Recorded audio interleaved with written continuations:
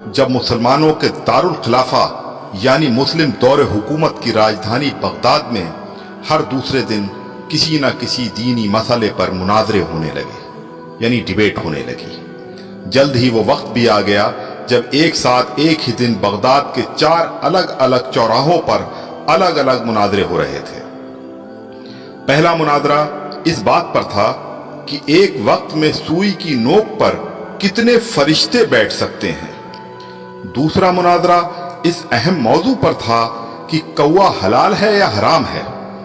तीसरे मुनाजरे में ये तकरार चल रही थी कि मिसवाक का शरई साइज कितना होना चाहिए। एक ग्रोह का कहना था कि एक बालिश से कम नहीं होनी चाहिए और दूसरे ग्रोह का यह मानना था कि एक बालिश से छोटी मिसवाक भी जायज है।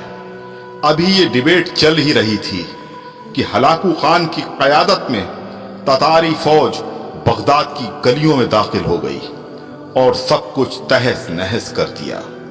मिसवाक की हुर्मत बचाने वाले लोग खुद ही बोटी बोटी हो गए। सुई की नोक पर फरिश्तों की गिनती करने वाले लोगों की खोपड़ियों की मीनारें बन गईं जिन्हें गिनना भी मुमकिन नहीं था। कौवे के गोश्त पर बहस करने वालों के मुर्दा जिस्मों को कौवे नोच नोच कर खा रहे थे। आज हलाकू खान को बगदाद तबाह किए सैकड़ों बरस गुजर चुके हैं, मगर कसम ले लीजिए जो मुसलमानों ने तारीख से रत्ती बराबर भी सबक लिया हो। आज हम मुसलमान फिर वैसे ही मुनाजरे सोशल मीडिया पर या अपनी महफिलों, जलसों और मस्जिदों के मेंबरों से कर रहे हैं। दाढ़ी की लंबाई कितनी होनी चाहिए या फिर पायजामे की लंबाई टखनों से कितना ऊपर कितना नीचे शरई एतबार से होनी चाहिए। फिरके और मसलक के हमारे झंडा बरदार सिर्फ और सिर्फ अपने अपने फिरकों को जन्नत में ले जाने के दावे कर रहे हैं और दौरे हाजिर का हलाकू खान एक एक करके मुस्लिम मुल्कों को नेस्तनाबूद करता हुआ आगे बढ़ रहा है।